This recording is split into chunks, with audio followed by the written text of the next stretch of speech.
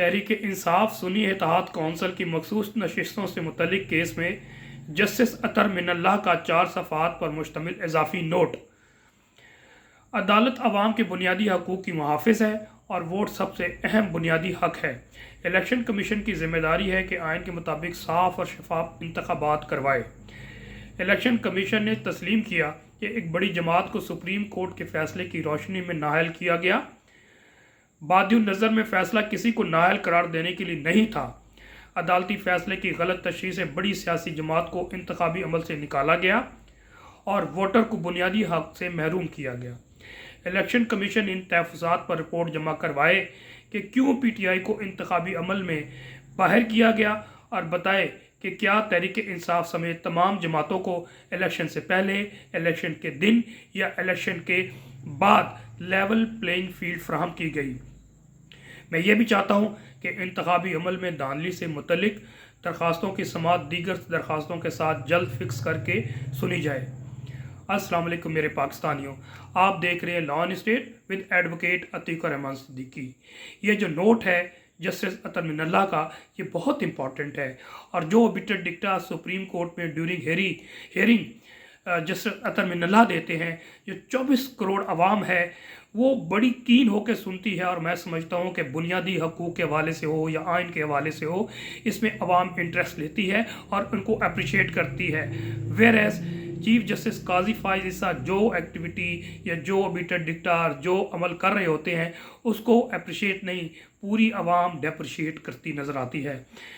मैं आज की चंद खबरों के साथ और उसके साथ तजिया के लिए हाजिर हूँ और वीलॉग के आखिर में चंद पॉइंट्स में जिक्र करूँगा जो कि अल जिहाद ट्रस्ट के हवाले से होगा। काजी फाइज ईसा ने अपने पीर भाई फैसल वाडा और फैसल सब्सुराई की तौहीन अदालत कार्रवाई में माफ़ी कबूल कर ली। अलबत्ता 26 TV चैनल्स को तौहीन अदालत का नोटिस जारी कर दिया। आपको जैसा कि मालूम है कि जिस तरह ये फस्ताई, हिटमैन और गारतगर मुख्तलिफ़ इदारों को, मुख्तलिफ़ लोगों को, मुख्तलिफ़ इंस्टीट्यूशंस को आवाम के ख़िलाफ़, PTI के ख़िलाफ़, इमरान खान के ख़िलाफ़ इस्तेमाल कर रहे हैं, तो फैसल वाडा जो सो कॉल्ड सियासतदान बनाए, चंद जिनको सियासतदान क्रिएट किया गया उनमें से एक है और सेनेटर उसको बनाया गया जिस तरह बनाया गया आप सबको मालूम है। और ये माउथ पीस है इस वक्त हिटमैन का और गारतगर का। और तकरीबन 1.5 माह पहले फैसल वाडा को TV पे एक स्क्रिप्ट दिया गया कि आपने बोलना है और स्क्रिप्ट में जो तमाम TV चैनल्स हैं, 26 TV चैनल्स को तो यहाँ पर जिक्र उनको बुलाया गया और आपको मालूम है इस वक्त TV चैनल्स की अपनी कोई राय नहीं है, कॉम्प्रोमाइज़, कंट्रोल और मैनेज्ड हैं और कुछ बिके हुए हैं, तो जो स्क्रिप्ट दिया जाता है वो चलाते हैं। अब फैसल वाडा तो एक समझ लीजिए फ्रंट मैन था, पीछे किरदार सबको मालूम है कौन है। बहरहाल उसने जो हर्जा सराई करनी थी इदारों की, ख़ासकर क्योंकि सुप्रीम कोर्ट और हाई कोर्ट इस्लामाबाद के जजेस अपने कॉन्शियस के साथ फ़ैसले कर रहे थे। सुप्रीम कोर्ट के कुछ जजेस, इस्लामाबाद हाई कोर्ट के 6 जजेस, उनको उन्होंने पैगाम पहुँचवाना था और फिर उसमें एक लफ्ज़ क्या कई लफ्ज़ कहे, लेकिन एक लफ्ज़ उसने कहा कि जनाब ये जो चीफ जस्टिस अतर मिनल्लाह ने कहा था कि यहाँ पर लोगों की पगड़ियाँ उछाली जा रही हैं, जजों की पगड़ियाँ उछाली जा रही हैं, जो कि ठीक नहीं है। उस लफ्ज़ को लेके फैसल वाडा ने कहा था कि जनाब हम जानते हैं हम पगड़ियों को फुटबॉल बना के खेलेंगे। तो मुख्तसर ये है कि चीफ जस्टिस काजी फाइज ईसा जो कि कंपनी के ये गारतगरों की B टीम है, उन्होंने हमेशा इसको प्रोटेक्ट किया है और जिस तरह गलत फ़ैसले गैर आइनी कर रहे हैं ये तारीख़ का तारीख बाप होगा। तो इसमें भी क्या किया कि इससे पहले कि कोई लाहौर हाई कोर्ट का बाज़मीर जज या किसी और हाई कोर्ट का बाज़मीर जज या इस्लामाबाद हाई कोर्ट के कोई बाज़मीर जज इसको नोटिस लेते तो काजी फाइज ईसा ने इसे सू मोटो लिया। आपको मालूम है कि काजी फाइज ईसा को तकरीबन 1 साल होने वाले हैं और कितने कितने बुनियादी हकूक़ की पामाली हो रही है, आपकी लोगों को अगवा किया जा रहा है, कोई सू मोटो नहीं है। जितनी भी दरख्वास्तें बशमूल अरशद शरीफ साहब की दरख्वास्त, शहीद की दरख्वास्त मौजूद है, किसी को नहीं सुना जा रहा। फौरी तौर पे फैसल वाडा के हवाले से सू मोटो लिया गया, कंटेम्प्ट नोटिस किया गया और प्रोग्राम के मुताबिक जनाब कल उन्हें माफ़ी दे दी गई है। और किसियानी बिल्ली खंबा नोचे, वो आप TV चैनल्स को नोटिस दे रहे हैं, और आपको नोटिस जिसको देना चाहिए उससे पूछना चाहिए था आपने किसके इशारे पे किया, या टीवी चैनल से देखते हैं पूछते हैं कि नहीं कि जनाब इनका तो कोई कसूर नहीं है, तो अब देखते हैं इन्वेस्टिगेट, कोई भी इन्वेस्टिगेट नहीं किया जाएगा, इनको जलील किया जाएगा, परेशान किया जाएगा और फिर माफ़ी दे दी जाएगी। तो ये सारी कंपनी की चाल है। अगर बुलाना है, हिम्मत है, तो उन गारतगरों को बुलाओ जो इनके पीछे किरदार है, और सब पूरी कौम को मालूम है कि इस वक्त टीवी किसके कंट्रोल में है, पाकिस्तान के इदारे किसके कंट्रोल में है। इसके अलावा काजी फाइज ईज़ा के ख़िलाफ़ और मकबूल साहब ने सुप्रीम जुडिशल काउंसिल में रेफरेंस दाखिल कर दिया है। गो के काजी साहब की बहुत बड़ी चार्जशीट है, और मैं समझता हूँ कि और मकबूल साहब को वो तमाम चीज़ें शामिल करनी चाहिए थी जो उन्होंने 1 सालों में या अपने जस्टिस के दौर में उन्होंने बेशुमार इरेगुलरिटी मिसकंडक्ट किया। और जबकि आपको मालूम है विदाउट परमिशन जनाब पार्लियामेंट में जाके बैठ गए थे, लेफ्ट और राइट शहबाज और जरदारी बैठे थे और भी बेशुमार काम किए उनकी मर्ज़ी के बगैर, तहरीरें लिखते रहे। फिर अभी जो मिसकंडक्ट किया, यकीनी तौर पे मिसकंडक्ट है कि आपने फॉरेन पॉलिसी में इन्वॉल्व हुए, आपने जो पाकिस्तान का रिलेशन फॉरेन ऑफ कंट्रीज से है, स्पेशली यहाँ पर आपने जो लेटर लिखा जेन मैरियट जो हाई कमिश्नर ब्रिटिश है यहाँ पर इस्लामाबाद में, उनको लिखा, तो बिल्कुल मिसकंडक्ट किया गया। ये ज़रूर आपने करना था, लेकिन इसके साथ डिफरेंट आपने और वो ग्राउंड्स लेने थे जहाँ पर उन्होंने अनकॉन्स्टिट्यूशनल एक्टिविटीज़ की, जिस मिलिट्री कोर्ट्स के हवाले से आप कह सकते थे, बल्ले का हवाला कह सकते थे, जहाँ पर आवाम के बुनियादी हकूक़ को आपने महरूम किया। बहरहाल एक अच्छा इनिशिएटिव है। इसके साथ मैं समझता हूँ कि जनाब चीफ जस्टिस आमिर फ़ारूक साहब के ख़िलाफ़ पाकिस्तान तहरीक इंसाफ को तैयारी करनी चाहिए। इन 2 साल आखिरी लास्ट 2 ईयर्स में जो उन्होंने गैर कानूनी और गैर आइनी स्टेप्स लिए गए हैं, उनको आप पूरी चार्जशीट बना के सुप्रीम जुडिशल काउंसिल में रेफरेंस फाइल करें, स्पेशली जबकि आपको मालूम है कि अभी कल एक जजमेंट आ गई टेरियन वाइट केस में, गो के उन्होंने डिसमिस कर दिया था कि ये मेंटेनेबल नहीं है, 3 bench division bench Islamabad high court की, लेकिन कल डिटेल जजमेंट 54 पेजेस पे आई है, जिसमें मुख्तसर उसका क्रक्स या उसका जो जिस्ट है उसमें बता दिया गया है कि आमिर फ़ारूक साहब के लिए पूरी चार्जशीट मौजूद है, और उसमें बताया गया कि आमिर फ़ारूक साहब ने जो आइन और कानून से हट के ये सारी की, जब एक डिसीजन हो चुका था, ये दोबारा बेंच कैसे टूटा, बेंच टूट नहीं सकता, और बेंच टूटने के वजूहत क्या हो सकती है, या कोई जज अलहदा हो जाए, या कोई बीमार हो जाए, कोई और वजूहत हो सकती है जिसमें लिखा जाएगा। जबकि तमाम हेयरिंग के बाद फैसला भी लिख दिया गया था, 2 जजेस ने, जस्टिस मोहसिन अख्तर कियानी ने और ताहिर हबाब ने अपना फैसला लिख दिया था, और ये इसको मेंटेनेबल नहीं डिक्लेयर किया था, बल्कि इन इस्लामाबाद हाई कोर्ट की वेबसाइट पे कर दिया गया था, लेकिन उसके बाद हटाया गया और फिर नए बेंच की तश्कील की गई जो कि गैर आइनी और गैर कानूनी है। और मैं समझता हूँ ना सिर्फ उन्होंने लिखा, और उन्होंने समझते हैं कि इन्होंने जो है आइन से मावरा काम किया है। इसके अलावा एक और नया इशू चल रहा है जो पाकिस्तान तहरीक इंसाफ, सबको मालूम है कि ज़ाहिर इमरान खान जेल के अंदर है और बाहर लीडरशिप बेचारी परेशान है। जो बहुत सी जो लीडरशिप है, जो कि लॉयल है, वफादार है, वो आज भी चाहे पंजाब के हैं या KPK के, स्पेशली पंजाब के, सारे जेल के अंदर है। महमूद रशीद भी हैं, यास्मीन राशिद भी हैं, आलिया हमज़ा भी है, सरफराज चीमा साहब भी हैं, मियाँ इकबाल साहब भी हैं। तो अज़र अभी आए हैं, लेकिन वो सिर्फ फ्रंट पे नहीं आ पा रहे। तो मुख्तसर ये है कि इस दौर में बहुत सी चीज़ें जब पूरे पाकिस्तान के सिस्टम को कंट्रोल और मैनेज कंप्रोमाइज़ किया गया है, तो PTI में भी बहुत सी कन्फ्यूजन्स है, और उसका हाल यही है कि हमें इमरान खान को देखना है। लेकिन मैं पहले भी कह चुका हूँ कि शेर अफजल ख़ान, ये शुरू से मैं कह रहा हूँ, मैं इसको जानता हूँ अच्छी तरह से, ये शेर अफजल जो है टोटली रॉन्ग नंबर है, और ये हिटमैन का अपॉइंटेड है और इंडक्ट करवाया गया था 9 मई के बाद, और ये फूट पड़वा रहा है। सारी इन्फॉर्मेशन में डिटेल में नहीं जा सकता, लेकिन खुदारा इससे बचिए। और इमरान खान को वैसे अंदाज़ा इस बात का है, मुझे उम्मीद है कि ये नहीं होगा। अब एक नई चीज़ चल रही है जिस पर उमर अयूब साहब ने इस्तीफ़ा दे दिया है। ठीक है, 2 पोस्टें नहीं संभाल सकते, अच्छी बात है कि फोकस करें, और कोई वजह ना हो। उमर अयूब एक लर्नड और एजुकेटेड पॉलिटिशियन है, जिनका बैकग्राउंड है, हम उसकी कदर करते हैं। वो अब पाकिस्तान तहरीक इंसाफ के लिए पहले भी काम करते आए हैं और आगे भी करेंगे, लेकिन फूट नहीं पड़नी। और शेर अफजल मरवत का ग्रुप जो है बहुत एक्टिव है इस वक्त, बहुत डिटेल में नहीं जाना चाहता।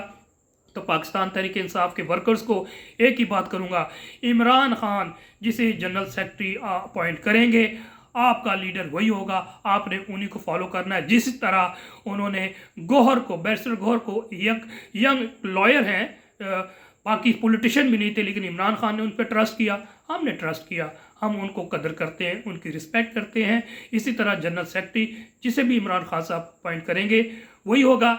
शेर अफजल और इन हिटमैन गारतगरों की भूल है, इनको बार बार सबकी होती है, इनको बार बार शिकस्त होती है, लेकिन इनको समझ नहीं आती।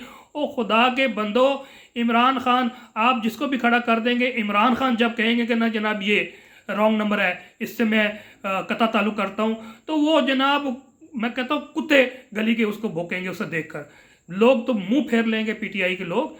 आप लोग किसी काबिल नहीं है। शेर अफजल मरवत, आपका रंग बहुत जल्दी सामने आने वाला है। इंशाल्लाह आपका हशर भी उन्हीं तरह होगा जिस तरह बाकी फयाज चौहान का हुआ है, जिस तरह जहांगीर तरीन का हुआ है, जिस तरह अलीम खान का हुआ है, जिस तरह परवेज़ खट्टक का हुआ है, और जैसे इस तरह के टर्न कोड का, इस तरह आपका भी हाल होगा।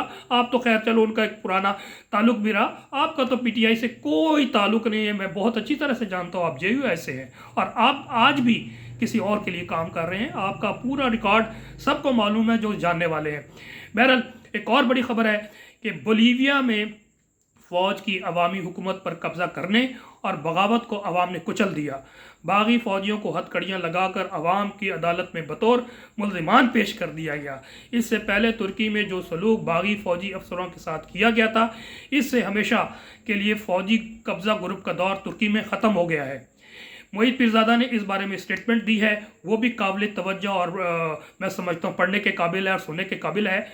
मोहित पीरज़ादा कहते हैं कि इंशाअल्लाह बहुत जल्द पाकिस्तान में भी इस किस्म की तस्वीरें देखेंगे। अल्लाह के यहाँ देर है अंधेर नहीं। जब अशखास पर जुर्म करते हैं तो वो किसी अदारे के अफसर नहीं रहते, वो सिर्फ मुजरिम होते हैं। तारीख बड़े कीन स्टूडेंट की हैसियत से बता रहा हूँ कि पाकिस्तान में भी ये दिन आने वाला है। यकीनी तौर पे मैं दुआ गो हूँ कि पाकिस्तान में तमाम गैर आइनी और गैर कानूनी लोगों को उनके अंजाम तक हम पहुँचाएँगे और इंशाल्लाह इसके लिए हम स्ट्रगल करेंगे। ट्रेरियान वार्ड का केस आपको बता दिया कि जनाब 54 पेज में क्या हुआ, और आमिर फारूक चीफ जस्टिस के लिए मैं समझता हूँ पाकिस्तान तहरीक इंसाफ को पूरी चार्जशीट तैयार करके सुप्रीम जुडिशल काउंसिल जाना चाहिए। और मैं हैट्स ऑफ करता हूँ इन तीनों जजों को, जिसमें समन रिफत हैं और इसके अलावा ताहिर अरबाब हैं, जस्टिस तारिक महमूद जहांगीरी हैं, जिन्होंने chief justice high court Aamir Farooq के इकदामात को अदलिया की आज़ादी के बरखिलाफ करार दे दिया गया है। इन बहादुर जजों को सलाम बनता है, आप भी सलाम कीजिए। और आखिर में मैं अर्ज़ कर दूं कि आपको मालूम है कि किस तरह chief justice Lahore high court को अपनी जान बचाने के लिए उनको एलिवेट करके सुप्रीम कोर्ट ऑफ पाकिस्तान ले गए हैं, और पीछे 3-4 जजेस हैं। सबसे सीनियर शुजात अली खान साहब हैं, उनका राइट बनता है अल जिहाद ट्रस्ट के हवाले से बता जो कि 1996 में डिसाइड हुआ, और उसमें ये डिसाइड हुआ कि इन कंसल्टेशन विद जजेस, क्या सिर्फ कंसल्टेशन एक फॉर्मल सी होगी जो जज सदर करेगा, या उसमें कोई मीनिंगफुल होगी। तो बहरहाल उसमें तकरीबन 12-13 प्रिंसिपल सेट किए गए, जिसमें कहा गया कि सिर्फ जज जो प्रेसिडेंट है वो सिर्फ एक फॉर्मल तौर पे किसी से नहीं पूछेगा या लेटर लिखेगा, वो हकीकी तौर पे कंसल्टेशन होगी, उसमें मीनिंगफुल होगी, और उसमें मीनिंगफुल के साथ साथ उसमें तमाम रीजंस लिखी जाएंगी कि जो जजेस लिखेंगे। अगर वो जज प्रेसिडेंट डिसएग्री करता है तो ग्राउंड्स लिखने पड़ेंगे। और फिर सीनियरिटी का भी जिक्र किया गया, जो इसको फेयरनेस करने के लिए ट्रांसपेरेंट और क्लियर अपॉइंटमेंट और प्रमोशन का तरीका करने के लिए होगा। तो उसमें जो सबसे सीनियर मोस्ट जज होगा उसी को एलिवेट किया जाएगा, और 96 के बाद इसी तरीके को चलाया गया है। लेकिन अब सुनने में आ रहा है कि जनाब जस्टिस नीलम को आलिया नीलम को या फिर बाकिर नजवी साहब को लेकर आना चाहते हैं।